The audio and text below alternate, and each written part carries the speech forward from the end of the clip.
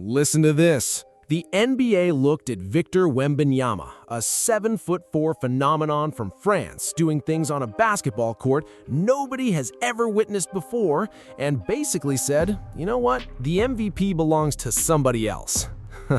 And the most unbelievable part, the most shocking part, the part that might have you questioning everything before this video's even 2 minutes old, Wemby's reaction when Shai Gilgeous-Alexander received that trophy was captured live on camera right there on the bench for the whole world to see, and it instantly exploded across social media because his expression revealed everything he chose not to say.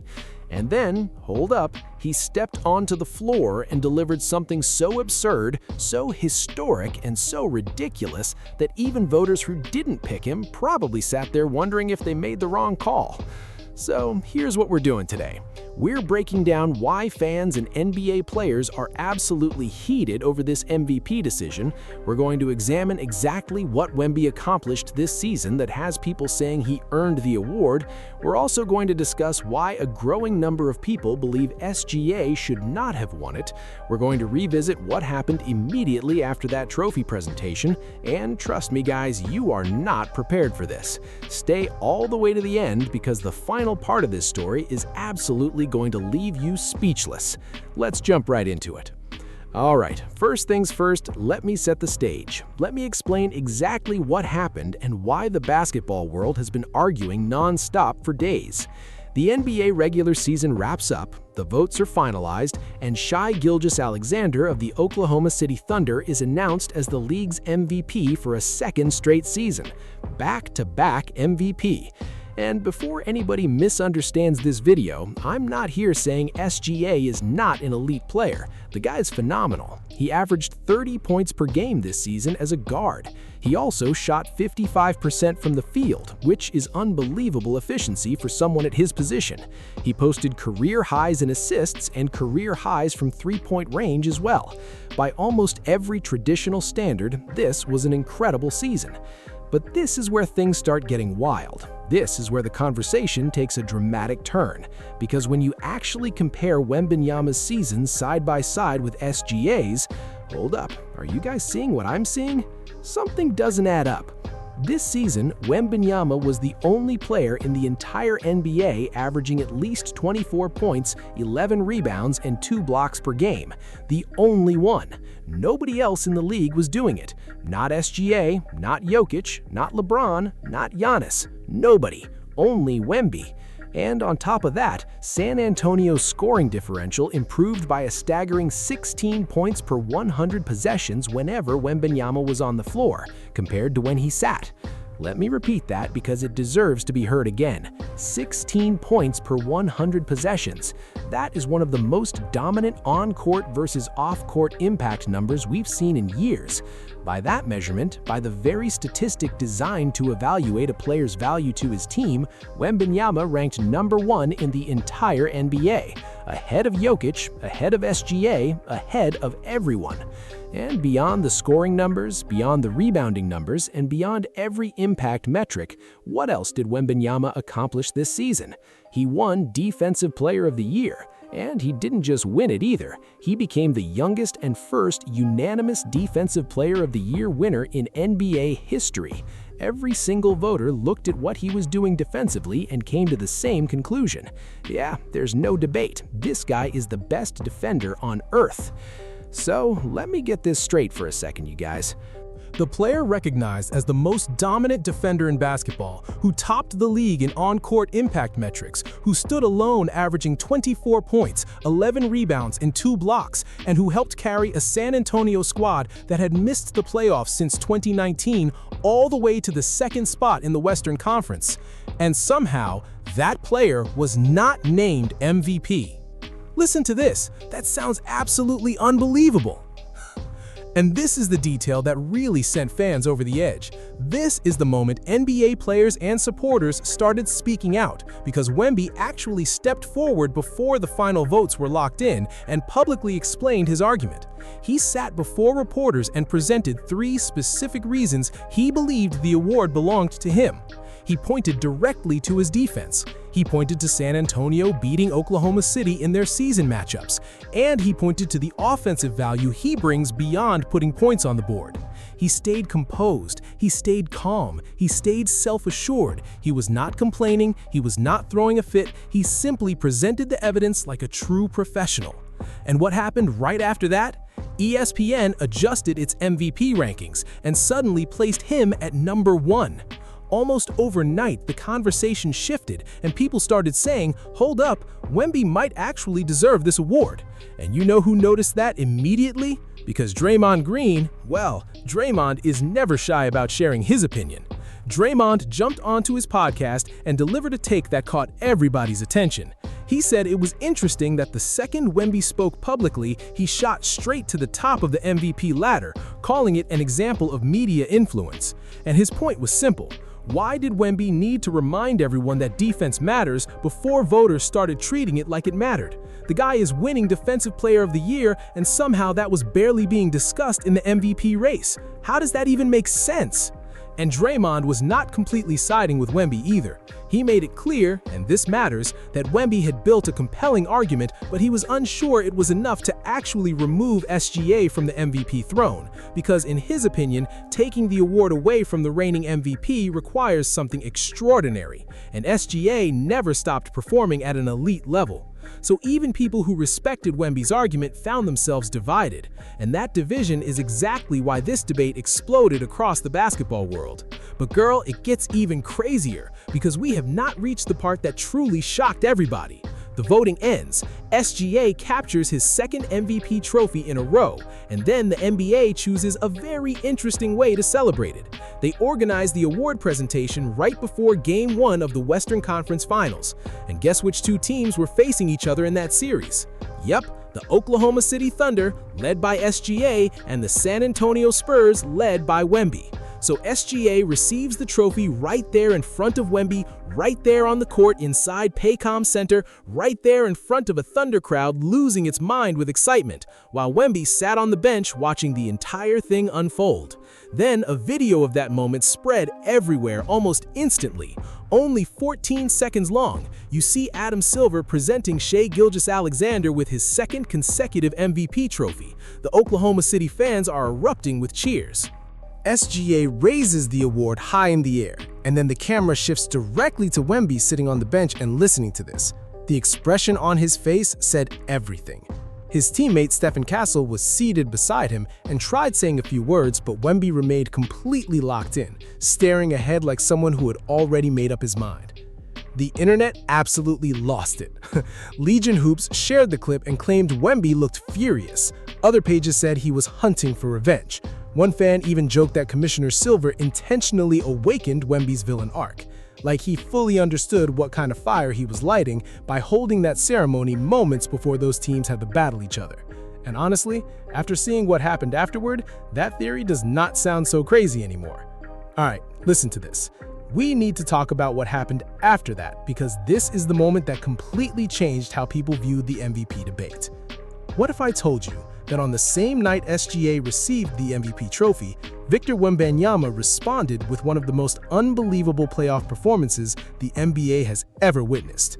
Hold up, you are not prepared for these numbers.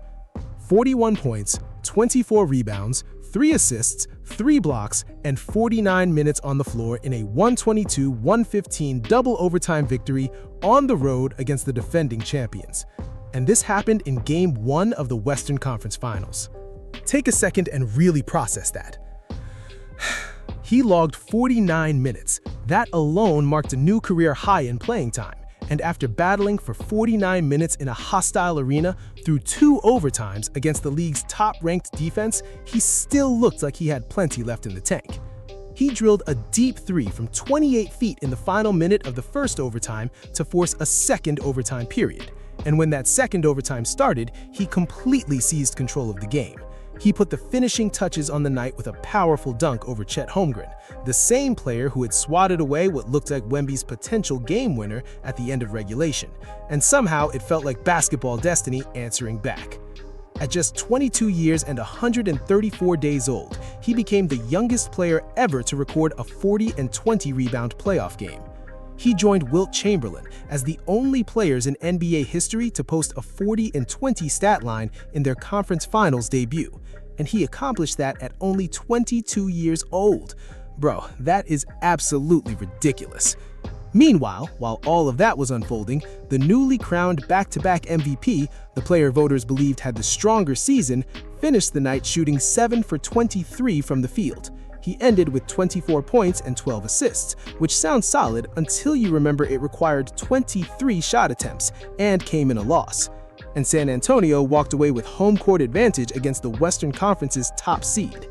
Stephen A. Smith immediately exploded on X. He declared that this is now Wemby's league. He called the performance unreal. And then he turned his attention toward SGA and Chet Holmgren and basically admitted it was a rough night for both of them. And this is the very same Stephen A. Smith who earlier in the year praised SGA for letting his game speak for itself during the MVP race. The same analyst who discussed SGA's subtle comments toward Wemby and suggested SGA already possessed everything Wemby was chasing. Bleacher Report came out saying Wemby was making MVP voters look wrong in real time. Air Alamo described it as one of the most shocking examples of disrespect toward a player carrying such a massive burden for his team's success. Are you guys seeing why the internet went crazy over this? So now let's get into the actual reasons people are making this argument, because fans are not just yelling that Wemby got robbed based on emotion alone. They are pointing to specific facts, and I want to break those down because this is where the conversation gets really serious.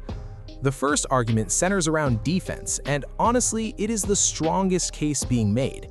The MVP is supposed to recognize the most valuable player, not simply the top scorer, not just the most efficient offensive weapon, but the player providing the greatest overall value. And once you factor in everything Wemby brings defensively, not just the blocked shots, but the way he completely alters offensive decisions the moment opponents see him protecting the paint, the advanced metrics start swinging heavily in his direction. Listen to this. That 16-point difference in scoring margin when Wemby is on the floor compared to when he sits is not some flashy scoring statistic. That is a measurement of complete team influence. That is what true value looks like.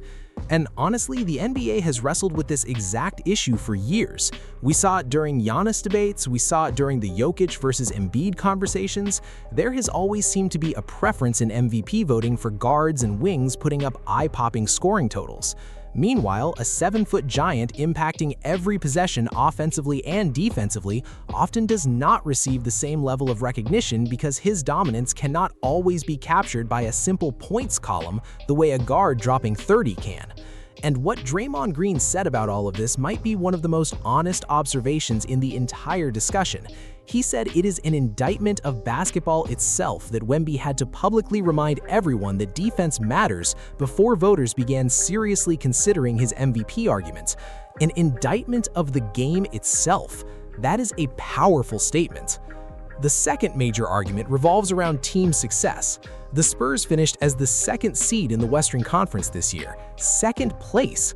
This is a franchise that had not appeared in the playoffs for 7 straight seasons before this campaign, and in a single season, they transformed from a lottery team into the number 2 seed in the toughest conference in basketball. One season where Wemby remained available for the majority of the schedule. So the question fans keep asking is simple. Are we really saying SGA deserved the award just because Oklahoma City also won a ton of games? The Thunder had an entire roster built to compete at the highest level. The Spurs had Wemby. There is a legitimate argument that Wemby's personal impact on San Antonio's rise was even greater than SGA's influence on Oklahoma City, regardless of which team finished with the better record. The third argument, and the one that still has social media in a frenzy, centers on the voting results themselves. Wemby received only 5 first-place MVP votes from the entire voting panel. 5! After unanimously winning Defensive Player of the Year, after leading the league in on-court impact metrics, after producing historic numbers on both ends of the floor, he finished with only 5 first-place votes. That's it. That's why so many people keep saying he was robbed. The race was not even close. The voters were not divided.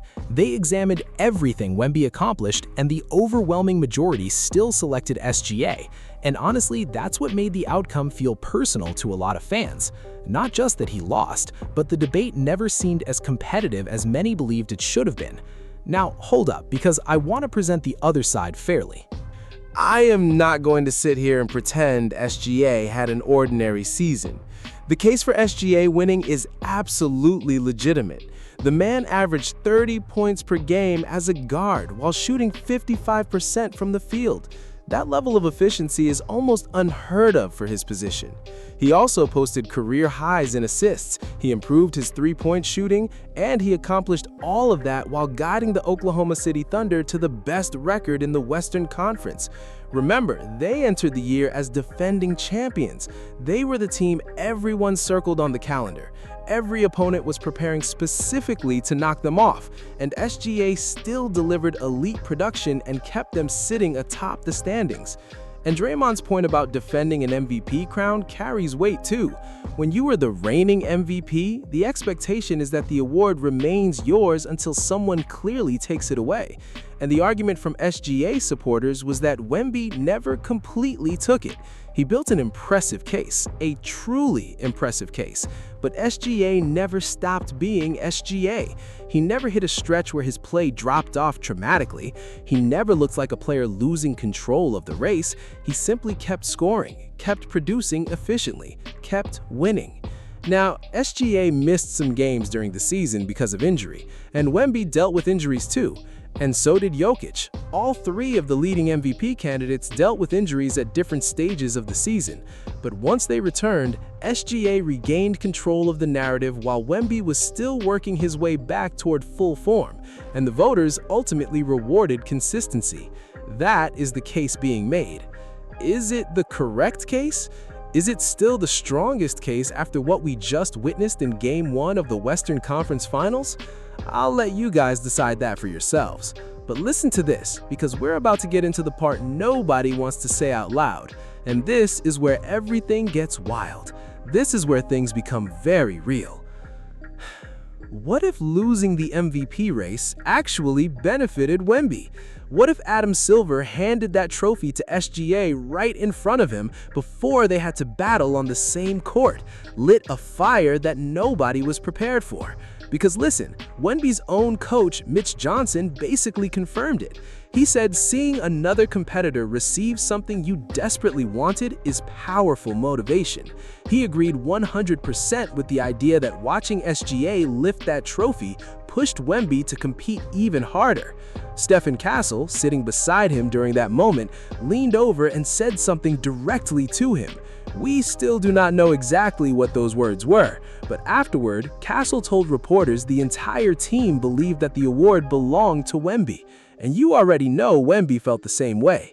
And when reporters asked him after Game 1 whether watching SGA receive the MVP felt personal, his response was simple: yes.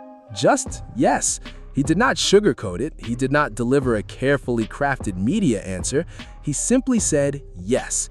And by that point, he had already dropped 41 points, grabbed 24 rebounds, and delivered one of the greatest playoff performances we have seen in years. NBA reporter Tim McMahon made it clear before that game that there was extra fuel behind Wemby's mindset.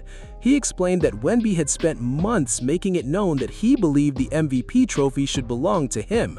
Earlier in the season, he openly laid out his case in front of the media. He was never hiding from the conversation. He wanted that award. He believed he earned that award. And then he watched somebody else walk away with it.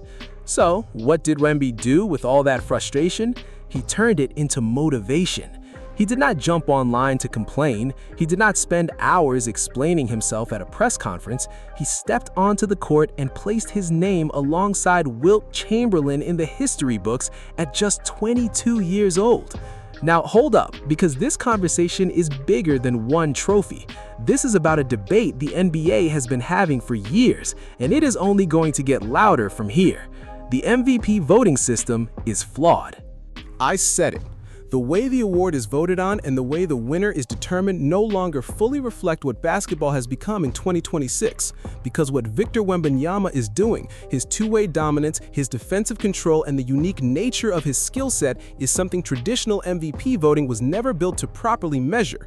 The award was created during an era when the best scorer on the best team usually won, and honestly, that mindset still influences a lot of voters today.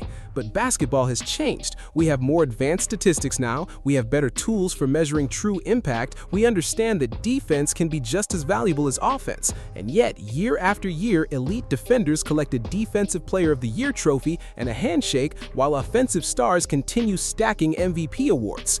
Victor Wembanyama might be the strongest argument yet for changing how this award is decided, because everything he accomplished this season, winning Defensive Player of the Year unanimously, leading the league in on-court impact metrics, and producing a stat line nobody else in basketball could match, should have been enough.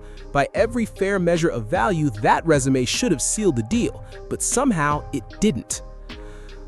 So either the voters completely missed the mark or they're using outdated standards to judge a modern game. Either way, something has to give, because if Wemby keeps producing at this level for the next decade while voters continue favoring the flashiest scorer over the most complete superstar, we're going to be stuck having this exact debate again and again, and the NBA is going to keep putting itself in a position where fans question the process.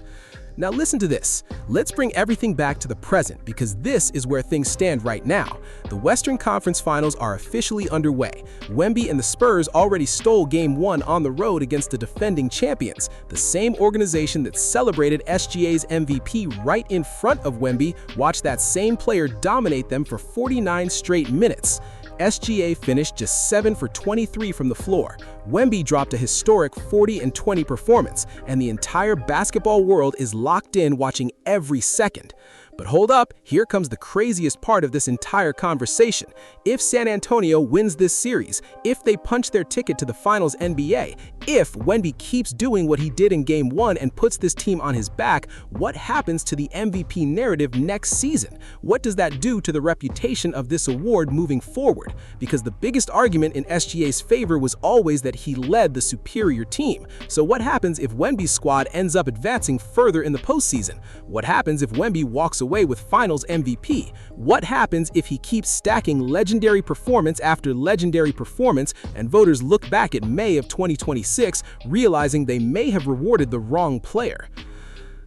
No joke, the NBA might have accidentally created something terrifying, because Wemby was already a problem before any of this happened, and now he's carrying a personal edge. He's carrying a chip on his shoulder as massive as the trophy currently sitting inside SGA's locker, and we've already seen what happens when that kind of motivation kicks in. 41 points, 24 rebounds, double overtime, road victory, and a place in the history books. Guys, I'm being dead serious here. This dude looks like he's on a mission for the rest of these playoffs. And if that's really the case, I honestly don't know who's capable of slowing him down. So let's quickly recap everything, because we covered a lot today. Wembanyama averaged 24 points, 11 rebounds, and 2 blocks per game this season. He was the only player in the entire league putting up those numbers. He finished with the best on-court impact metrics across the NBA by a huge margin. He won Defensive Player of the Year unanimously, becoming both the youngest winner and the first unanimous winner ever. He helped elevate the Spurs from a lottery franchise all the way to the 2nd seed in the Western Conference. And after accomplishing all of that, he received only 5 first-place MVP votes. Meanwhile, SGA secured his 2nd consecutive MVP after averaging 30 points per game on 55% shooting as a guard, while leading the defending champion Thunder back to the top of the standings. By traditional MVP standards, that's a legitimate argument, but by many advanced measurements of total impact, Wemby's case may have been even stronger. The NBA handed SGA the trophy directly in front of Wemby before their playoff matchup even began. Wemby sat there, watched the entire ceremony, admitted afterward that it felt personal, and then responded with one of the greatest playoff performances basketball has ever witnessed. This conversation isn't finished, it's only beginning. And yo, if you've made it this far, then you already know the vibes. If you picked up something new today, if this topic got you fired up, if you believe Wemby got robbed, then you already know what comes next. Drop a comment below and tell me whether you think SGA earned the award or if Wemby was completely disrespected by the voters. I want to hear every opinion down in the comments. And if you want more content like this, more deep dives, more reactions, and more real NBA discussions that the mainstream media keeps overlooking, then you already know where to find me. I'll see y'all in the next one. Peace.